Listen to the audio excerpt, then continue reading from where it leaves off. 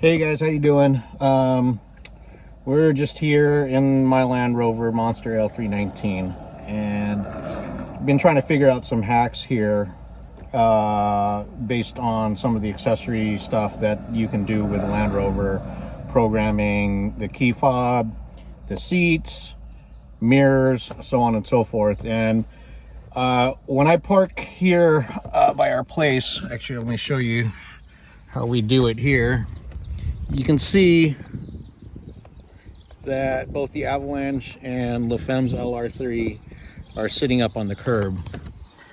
And the reason that we do that is because we don't live on a very narrow street, but when two people are trying to pass each other going opposite directions, and when people are speeding in general, even though I've got power folding mirrors on my Avalanche, I don't know how many I've replaced because people just drive by and swipe them off, and it really sucks. So basically what I do is I always park on the curb, two wheels on the curb.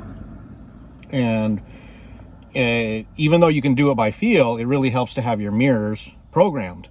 So for a while, I actually programmed the reverse mirrors to lower so you can have access to looking at a curb.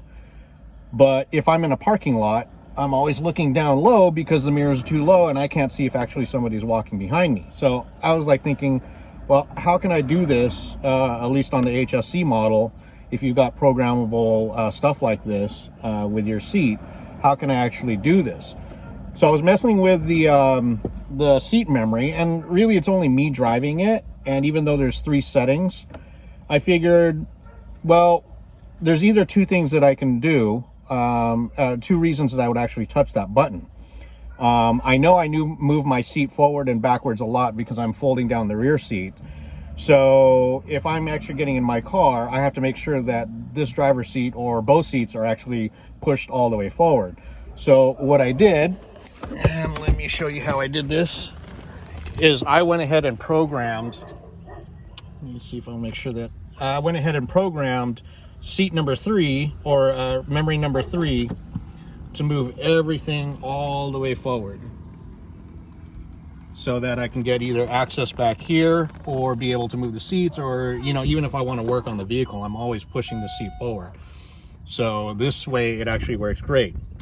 One is actually the setting that I use that is typically for me.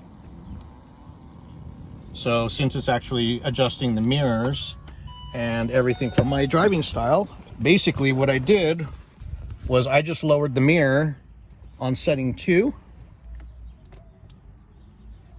And as you can see, it lowers it so I could actually back up onto the curb, and I can choose to do so without you having the auto settings do it on my steering wheel.